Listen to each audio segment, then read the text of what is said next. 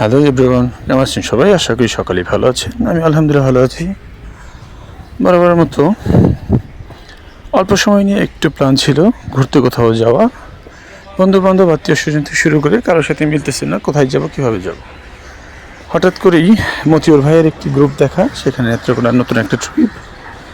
যাক, আমিও সেই সুবাদে প্ল্যান করলাম যে ওদের সাথে আমিও যাব। সব কিছু মিলিয়ে অপেক্ষায় আছি। অপেক্ষার প্রহর যেন শেষ হয় না, সেটা সবাই জানে, সবাই বুঝে।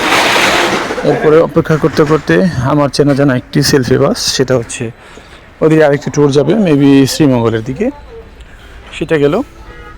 এবার দাঁড়িয়ে আছি, এর মধ্যে পাখিজাত অনেক লোক এসে দাঁড়িয়ে আছে। যাক, ফাইনালি কিন্তু আমাদের গাড়িও চলে আসছে। আর এই গাড়ির একটা বিশেষত্ব হচ্ছে এসটিজি মানে সাভার ট্রাভেলস গ্রুপের কিন্তু নিজস্ব কেনা এটা। আর আরেকটা মজার টুইস্ট আছে, সেটা হচ্ছে আপনার গাড়িটা ড্রাইভ করবে কিন্তু মতিউর ভাই নিজেই। আমি তো দেখে অবাক হয়ে গেছি যে কীভাবে কী হলো। যাক, ফাইনালি যেটা বুঝতে পারলাম যে উনি আসলে ফার্স্ট প্রফেশনই ছিল তার এইটা। এখান থেকেই তার এই ট্রাভেলসের করা তার একটা প্ল্যান ছিল, এখান থেকে তার প্ল্যান তৈরি হয়ে যায়। সব কিছু মিলিয়ে ঢোকার পরে আমি দেখি মতিউর ভাইকে। আর একটা ব্যাপার হচ্ছে, চেনা জানা হোক বা না হোক, ট্রাভেলস গ্রুপের সাথে গেলে একটা মজার ব্যাপার হচ্ছে আপনি একাও যান, লোক আপনার পরিচিত হয়েই যাবে।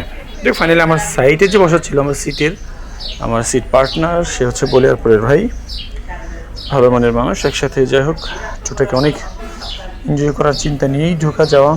এই যে ভাইয়ের বাসা হচ্ছে বলিয়ারপুর, সে হচ্ছে আমার সাথে অনেক কথোপকথন করেন। ফাইনালি যেহেতু আমাদের এখান থেকে বাস ছাড়ার সময়, এরপর হচ্ছে আমরা একটা ব্রেক নিই হচ্ছে ভালুকাতে, ময়মনসিংহে একটা ব্রেক নিই, চা ব্রেক।